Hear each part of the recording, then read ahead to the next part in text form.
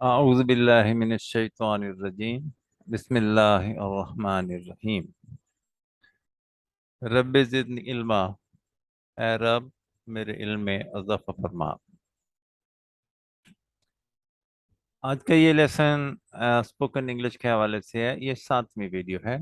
इससे पहले 6 वीडियो इस सिलसिले में बनाई जा चुकी हैं। इसमें ईद और का इस्तेमाल जो है ये लिखा हुआ है। ईद या तो ये या तो वो इस तरह के मीनिंग में इस्तेमाल होता है। या तो मुझे मेरे पैसे वापस करो, वरना मैं पुलिस को बुलाकर तुम्हें पकड़वा दूंगा। Either give me my money or I'll get the police to catch you। या इंग्लिश सीखो या अरबी, लेकिन फ्रेंच मत सीखना। Either learn English or Arabic, but don't learn French। या तो मेरी बात मान लो या अपनी मनमानी करो। Either believe me or have it your own way। या तो मुझसे नफरत करो, वरना मैं मर जाऊंगा। Either love me or I'll die।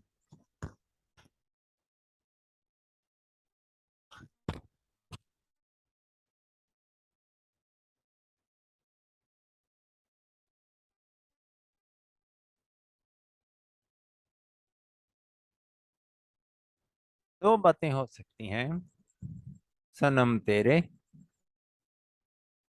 There are there may be two reasons for your refusal। या कदर नहीं मेरे प्यार की, और you don't value my love। इसी तरह से neither nor, तो ना ही ये ना ही वो इस तरह के मीनिंग में इस्तेमाल होता है। वो ना ही औरत है और ना ही मर्द। Neither is that man nor woman। Neither is that man nor woman। वो ना ही काम करता है और ना ही पढ़ता है। Neither does he work nor does he study।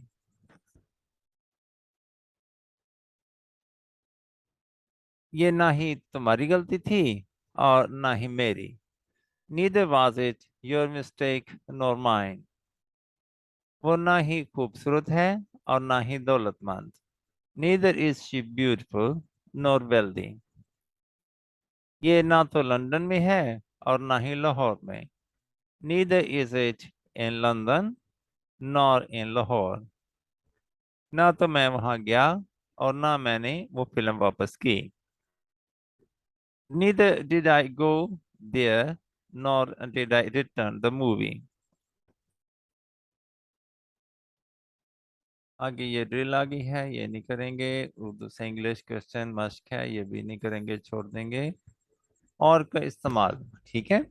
और का मतलब यह होता है, क्या तुम पढ़ते हो या काम करते हो। डू यू वर्क और do you read.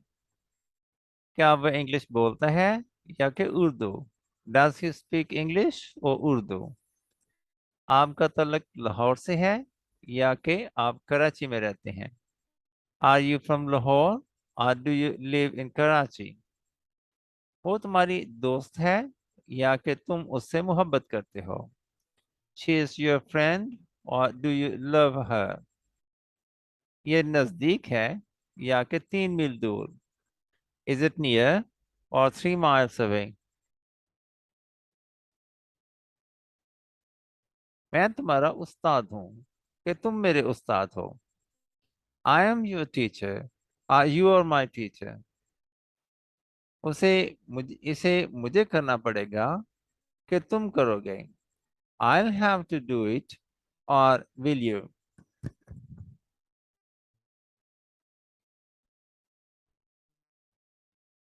feel like, ये भी एक एक्सप्रेशन है जो कि हम इंग्लिश बोलने में इस्तेमाल करते हैं।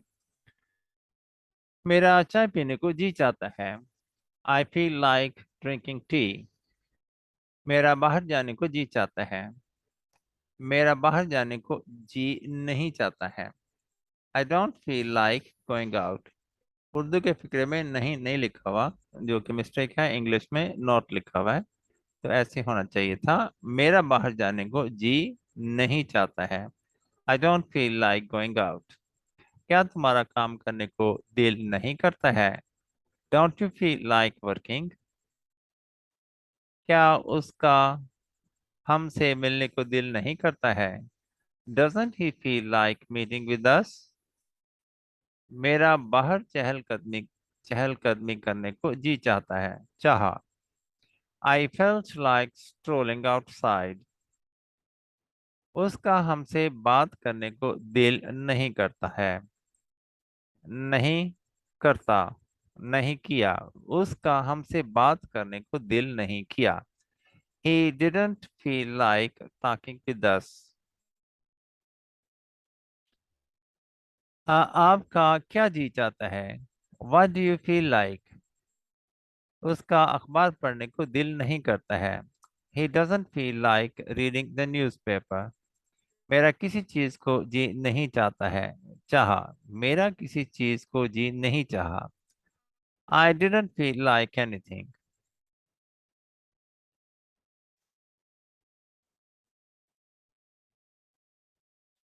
I think।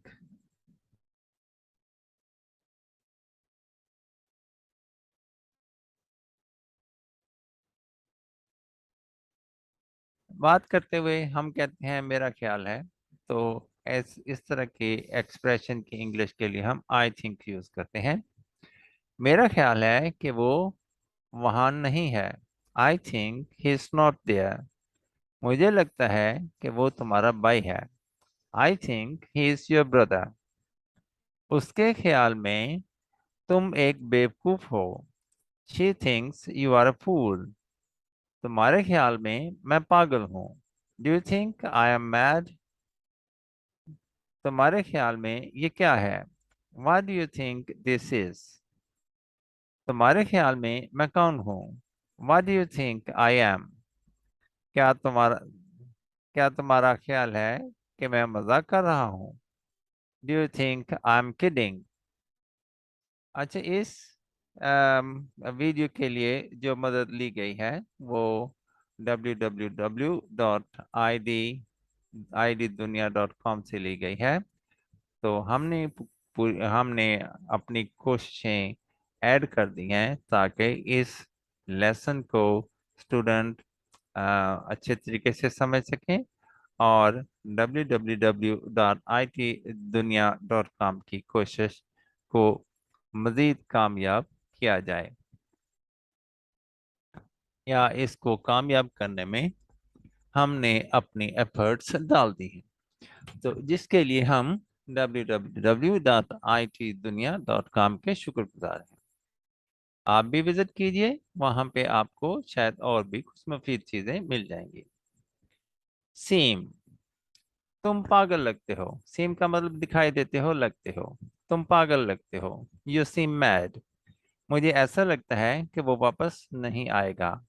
It seems to me that he won't come back.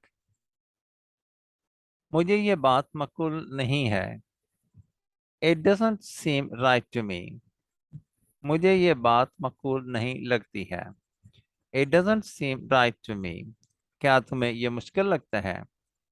Does it seem to you difficult?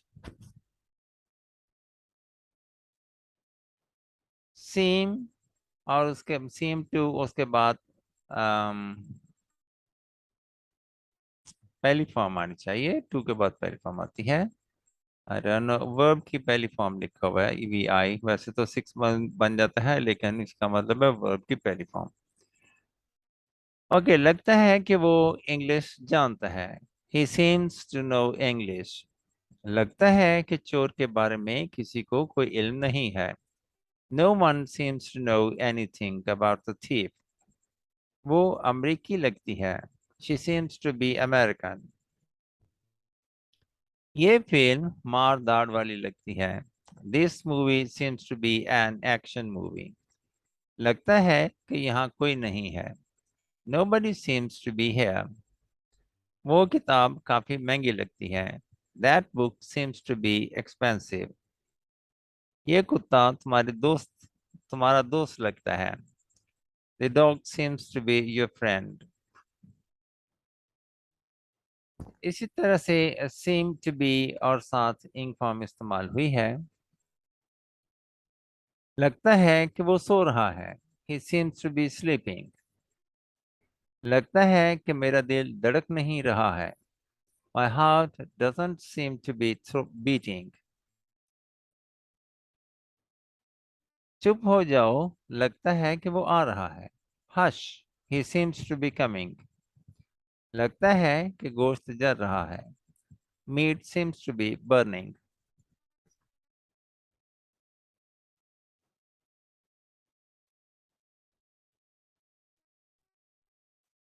आगे seem to have की तीसरी फॉर्म। seem to उसके बाद और थर्ड फॉर्म है। लगता है कि वो रास्ता भूल गया है। He seems to have lost the way. लगता है कि मैं चाबियां गुमा बैठा हूँ। I seem to have lost the keys. लगता है कि तुम्हें किसी से प्यार हो गया है। You seem to have fallen in love with somebody. लगता है कि वो आ गया है। He seems to have come. लगता है कि वो फेल हो गया है। He seems to have failed. लगता है कि मैंने तुम्हें कहीं देखा है। I seem to have seen you somewhere. लगता है कि तुम यहाँ पहले आ चुके हो। You seem to have come here before. It seems as if ऐसा लगता है जैसा कि। तो उर्दू में फिक्रे हैं। ऐसा लगता है जैसा कि वो आएगा। It seems as if he would come. ऐसा लगता है जैसा कि दरवाजे पर कोई है। It seems as if there is someone at the door. ऐसा लगता है जैसा कि तुम्हारा कुछ खो गया है। It seems as if you have lost something. ऐसा लगता है जैसा कि पुलिस तुम्हारे पीछे है। It seems as if the police are after you. As if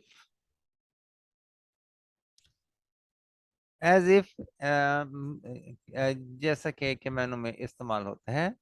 तुम तो ऐसे बोलते हो जैसे कि तुम्हें सब कुछ मालूम है। You speak as if you know everything. वो तो ऐसे शिकायत कर रही है जैसे कि वो सदियों से भूखी है। She is complaining. She is complaining as if she's been hungry for centuries. तुम तो ऐसे नाचते हो जैसे कि तुम कोई रकास हो। You dance as if you are a dancer. बकारी मेरे पीछे ऐसे लग जाते हैं जैसे कि मैं कोई अमीर आदमी हूँ। Beggars get after me as if I am a rich man. वो ऐसे गाती हैं जैसे कि वो कोई गुलकारा है। She sings as if she is a singer. तुम तो ऐसे डर जाते हो जैसे कि वो कोई भूत है। You are afraid as if he were he were a ghost. जब यह हकीकत में कोई चीज ना हो तो फिर वास का इस्तेमाल नहीं करते। वर हो जाएगा। इसका मतलब है कि हकीकत में ऐसा नहीं है। तो you are afraid as if he were a ghost. As if जब इस्तेमाल कर लिया तो फिर हम वास का इस्तेमाल नहीं कर सकते, तो वर्ग का इस्तेमाल होगा फिर। लीजिए इवन। इवन का इस्तेमाल, वो कभी कुछ कहता है कभी कुछ। He is not even in his statement. Even हमवार यहाँ पे यानी बराबर, यानी ठीक ठीक, वो अपनी स्टेटमेंट में यानी हमवार नहीं है। इवन का मतलब हमवार भी होता है। मैं कारोबार के मामले में बड़ा खरा हूँ। I am even in my dealings. हाँ, अब हिसाब बराबर हो गया। That is even now. हमारे नंबर बराबर हैं। अवर मार्क्स आर इवन। तुम तो रोजाना आ जाते हो। यू आर एन इवन कमर। तुम कभी भी अपनी बात पर कायम नहीं रहते हो। You are uneven in what you say. मैं तो इस बात का ख्याल भी नहीं कर सकता। I can't even imagine that. मैं तो चल भी नहीं सकता। I can't even walk. उसने तो उसे देखा भी नहीं। He didn't even see it.